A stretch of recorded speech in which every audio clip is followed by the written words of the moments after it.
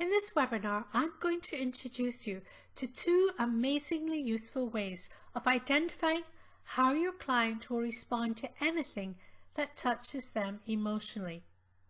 You can easily and quickly identify them from any writing once you know what to look for. And I'll show you how then to relate them to any tarot reading. There are, of course, many more traits that will show up in any handwriting or printing. But these two will always be in evidence and affect everything else in both the tarot reading and the handwriting reading. Just a note on how often people write these days. Indisputably, they write less. But in all the sessions I've done with people, I've never had anyone who could not or would not write out their questions for me, so that I could use my reading of the writing to expand my reading of the cards. Just about everyone can write or print, and when I refer to writing, I mean printing as well as script. And that is all you need, some writing or some printing. I encourage you to have either some of your own or someone else's in front of you as you watch this webinar. First, I'll show you how to identify the traits. Then I'll add some short tarot spreads to demonstrate to you how to blend the two seamlessly together. And one other thing before we get started, intuition.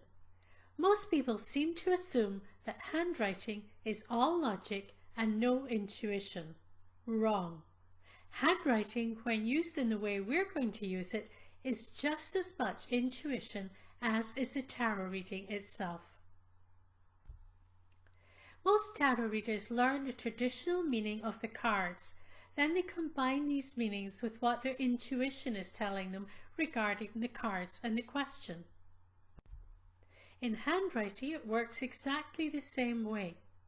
Once you know the meanings of the strokes in the writing, your intuition kicks in to give you the interpretation of these meanings in regard to a question or a tarot reading.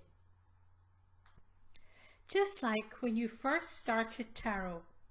Starting handwriting involves learning the basic meanings, but once you get past that, your intuition starts doing its magical thing just as it does with tarot.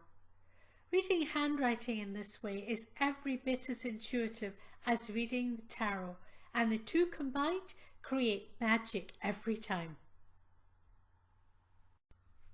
The personality traits we're going to look at in the writing and combine with the tarot readings are both related to emotions, which is of course related to the suit of cups.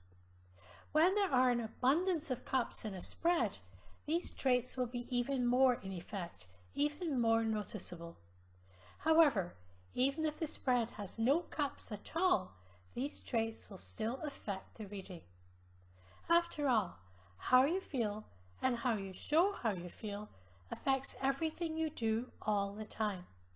That's why they're called global traits. They blanket everything in your life. And since they're always showing in every sample of writing and always have an effect on the writer, these two traits are a great way to get started adding handwriting to your tarot quickly and easily. So let's get started. So the first trait we're going to look at is emotional expressiveness. So what do you immediately notice about those four writing samples?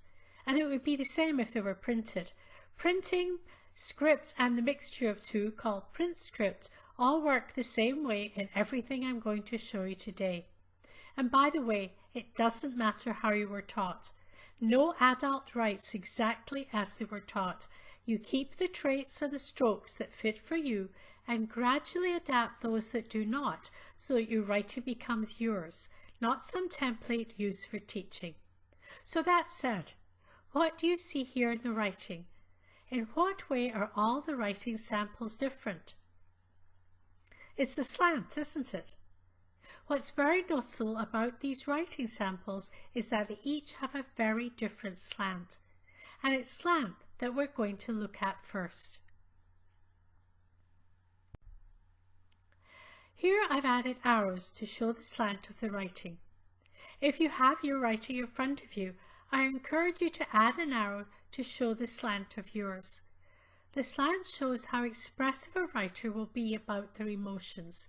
The slant doesn't say how deeply they feel it, just how expressive they will be of what they do feel at this moment. Some people just let go and it all comes out. Others will do everything they can not to show how they feel. Others will appear cool, calm and collected no matter what's going on, and others will allow their feelings to show mildly but stay rather restrained. Of course, the stronger the emotion, the more you can expect it to be expressed. But if each of our writers below experience the same degree of emotion, here is how much it would show. It's perfectly normal to have different slants at different times. Sometimes you feel more emotional than others, and it shows in your writing. That's why it's a really good idea to ask your clients to write out their questions for you. That way they'll be feeling the way their questions make them feel as they write, and that will show for you in their writing. So let's look at these examples here. Number 1 has a far right slant. That means if they feel it, they will show it. This person always shows how they feel. They may not continue to show it over a length of time, that's a different trait, but when something happens, this person will show how they feel. It's almost impossible for someone with writing this far slanted to the right not to show how they feel. Number 2 has a slight backhand slant. So to a moderate extent, they'll hold their feelings in. The right-hand slant means they show their feelings, a left-hand slant means they hold them in. So this writer holds their feelings in a little bit. It won't be too much, but they certainly won't go overboard with expressing how they feel. Number 3 is upright, someone who will always appear poised. I refer to this as the air traffic controller syndrome because we hope air traffic controllers can maintain their cool no matter what panic or chaos is going on around them. And that's what the upright slant shows. It doesn't show how they feel inside. Again, there may be turmoil going on inside, but on the outside, this writer will always present themselves as being calm and poised. So they won't really show their feelings, but you won't get the feeling they're holding things in either. They'll just come across as cool. Number 4 is an extreme backhand slant. You will never willingly be allowed to see how this person really feels. This is determined holding their feelings in. Initially it's a conscious act, but after a while it goes into the subconscious. They subconsciously hold things back, but one way or the other they're holding their feelings back and they're not going to let them out. So that's how the different slants show, and everybody in every piece of writing always has a slant, so you'll always be able to see that. Just imagine for a moment any situation, any really emotional situation happening, and think how differently these 4 people would be. Number 1 up in the top left would be overboard, showing exactly how they feel. Let's say it's an upsetting situation. This person would be really upset. They'd be letting you know they're really upset. They'd be, they'd be gushing upsetness at you. Number 2 in the top right would be holding it in a bit. They wouldn't be showing too much emotion. They'd just be trying to keep calm. The one in the bottom left would be calm. They'd be very cool and calm, and if anything needed done, this person would be the one who'd be able to think it out and do it. And number 4, the bottom right, they'd be holding feelings back. You may be able to tell on their face if they're really upset, but really they'll be doing their darndest to hold it in and not show the emotion. So number 1 will be gushing all over the place. Number 2 and 3 will be kind of cool, trying to hold their poise. And number 4 will be obviously holding in how they feel. So if you had all these people in this room at the same time, it'd be very easy to distinguish between which was which by their slant, by their behavior.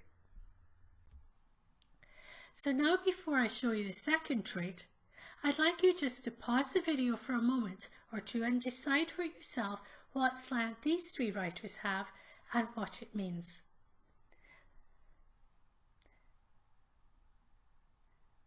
So I'm going to go on to the next slide now. If you would like more time to look at it, just pause the video. So here we'll look at the slant in these three writing. The first one has a slight right-hand slant. So they're mildly expressive of their emotions. They won't go overboard, but on the other hand, you will definitely be able to tell how this person feels. Numbers 2 and 3 are both basically upright, perhaps very slightly to the left, but basically upright, so cool, calm, collected and poised most of the time, regardless of the situation. How did you do with this? The pressure exerted on the pen, and this is the second trait, the pressure exerted on the pen while writing relates to how deeply the writer absorbs and retains the feelings. Now, the heavier the pressure and the writing, the deeper this person feels things that affect their emotions. Heavy pressure is someone who is likely to hang on to their feelings. It could be grudges if it's been a fight or something, or it could be warm, loving feelings, but any type of feelings they will hang on to for a very long time indeed. When the writing is extremely heavy, this could go on forever. Someone with really heavy writing may eventually forget what it was they didn't like about that person, but they'll always remember they didn't like that person. It just will never totally go. As I say, it can be positive as well. Deep emotions are said to go deep within the heart. And when emotions go deep within, the writing will be deep too, showing heavy pressure on the page. So it's the imprint of the feeling on the heart relates to the imprint of the pen on the page. When the writing is light, it relates to the saying, water off a duck's back, in that the writer may be extremely expressive of their feelings in the moment, depending on their slant, but once it's over, it's over. They let go easily. Moderate depth means a reasonable balance of the two. They neither hang on to things forever, nor do they just experience something, then move on seemingly unaffected. So the one we have in the top, the center at the top, is, if you look at the three of them, it's moderate. It's quite heavy, but it's not really heavy and it's not really light. It's kind of in the middle. So that is someone who will take feelings to heart, hang on to them for a relatively long time, but not forever, and then let go. The one in the bottom left is very heavy. And that's someone who will take things to heart so much, make such a deep impression on them, that they are almost incapable of letting it completely go ever. Now, this doesn't say how they'll show it. Remember, how much they'll show it depends on the slant. This is just what's going on inside. So number 1 will have a reasonable balance. Number 2 will be really heavy, really taking things to heart. Whereas the third one at the bottom right, that's relatively light writing. So this person, no matter how they display it, depending on their slant, they won't take things to heart for too long. They'll get upset perhaps, but then they'll let it go. So the heaviness of the writing is how long and how deep the feeling lasts. So here's how the depth shows in these other writing samples that we looked at the slant of before. Number 1 has very light pressure, so they won't hang on to feelings for any length of time at all. They'll show them, remember, from the slant, but they'll just gush them and then it'll be gone. Number 2 has moderately light pressure, so they'll continue to feel the feelings for a while, but not really long at all. They'll let go after a very reasonable length of time. Number 3 is very heavy writing. So this writer, although as we established they won't show their feelings very much with the upright slant, this writer has a very hard time of ever letting go of any feelings that affected them strongly. They'll just hang on forever. And number 4 is moderately heavy writing, so they'll hang on to the feelings for quite a while, but eventually they will let go and let bygones be bygones. So now let's put the two together. I'll do so for these 3 examples, and then it'll be your turn to try it out for yourself. So we're combining emotional expressiveness with depth of feeling. So, number 1. This is a moderate writer. Both their slant is moderate and the pressure is moderate. They'll express their feelings mildly and probably appropriately and let go within a reasonable length of time. This is unlikely to be a problem for anyone and is probably the easiest of the combinations to get along with. Now we have one who has heavy upright writing. This shows long-lasting feelings bottled up and not allowed out. This is very heavy writing. It will last just about forever. So when it's all bottled up over time, it can result in frustration and explosions, and would be even more if the slant were further to the left. So this person will sometimes appear to have a temper. They'll just explode about something, but it's not really the trait of temper. It's just that things have been building up and building up and building up and not allowed out till the lid blows off. The way around this for someone with this type of writing is just to learn to let their feelings be expressed more gradually. It doesn't come naturally to them, but if they learn it, it will make life a lot easier for them and for the people around them. Number 3 is another almost upright slant, but this time with very light pressure. This writer will neither take things very much to heart, because it's not heavy, nor will they hang on to them for any length of time. They won't express what they feel, because it's not slanted out to the right, but it will be gone quickly enough not to cause build-up. So good in some circumstances, but it may be seen as lightweight in relationships. Both slant and depth are very significant in relationships. It can cause problems when they're very different. However, just understanding from the writing how it works can help a great deal. Let's say number 1 here is in a relationship with number 2. There are actually many reasons why these two would get along well, but that's beyond the scope of this course. We're just going to look at the slant and the pressure. Number 1 has a far right slant and relatively light pressure. Number 2 has a backhand slant and heavy pressure. So as we've covered already, number 1 will show how they feel instantly and quite noticeably. Number 2 will not show how they feel. That's what the slant shows us. Number 1 will be very willing to let bygones be bygones quickly, but number 2 will hang on to their feelings for a very long time. So let's say they have a disagreement. Number 1 will express how they feel immediately. They won't hold back. Number 2 will be left in no doubt about how number 1 feels. However, number 2 will not show how they feel. They'll hold it inside. At this point, number 1 is baffled as to why number 2 is not saying how they feel about it. And number 2 is very uncomfortable, perhaps very unhappy, that number 1 is letting it all spill out. Why can't they be more civilized? But that's not it all. The next day, the next week, perhaps longer depending on the importance of the issue, number 2 is still upset, still carrying the same feeling they had and didn't show it when the disagreement happened. But number 1 seems to have forgotten all about it. Number 2 thinks she doesn't care, while number 1, seeing that number 2 is still reserved and withdrawn on the subject, is thinking, can't he get over it? Now I'm just using he and she for clarity, of course it could be otherwise. And this was just one disagreement.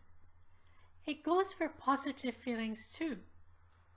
Number 1 will show how they feel, number 2 will not. So how is number 1 to know? And from number 2's perspective, why does everything have to be so emotional? This is just one example of how differences in slant and depth need to be understood, or they can cause problems. So here we have 4 more samples of writing. Pause the video and have a look and see what you think about the slant and depth of those 4 samples. The answers are coming up on the next slide. So pause now if you want to have a look at them. So here we are. Number 1. It's very upright writing, so they'll keep their cool and let things go quickly because it's also light writing. So upright and light, they'll stay calm, but even inside things won't last long. Number 2 has quite a right hand slant and it's heavy writing, so they will show how they feel and they'll keep on showing it for quite a while. Number 3 is upright writing and it's moderately heavy, so they won't show much how they feel by the slant, and the feeling will last only a reasonable length of time because it's only moderately heavy. And number 4, the last one, is slightly backhand, but it's decidedly heavy. So they will show only their strongest feelings because of the slight backhand slant, but all the feelings will last for a very long time inside. So now you know how to identify how emotionally expressive a writer will be and how deeply they will take things to heart. So now we'll go on and see what impact this information can have on a tarot reading. I won't ask specific questions for the tarot readings. Each will just be a story read from left to right. However, once I've given you my interpretation of the cards and added what the writing shows, by all means give your own interpretation of the card, asking a question if you wish, and then combine that with what you see in the handwriting to create your own combination reading from this handwriting and this tarot spread. So here's a brief, very traditional tarot reading. It's time to take time out and to try to see things from a different perspective, perhaps allowing inspiration to come to you as to how to combat the worries and anxiety that you're feeling. Take your time too in taking action. Slow and steady wins the race and is a good chance of bringing you material success in some way. First, what I see in the writing. It has a right-hand slant, so the writer will be emotionally expressive to quite an extent. The pressure is moderate, so they'll neither take things overly to heart nor do they toss them off quickly.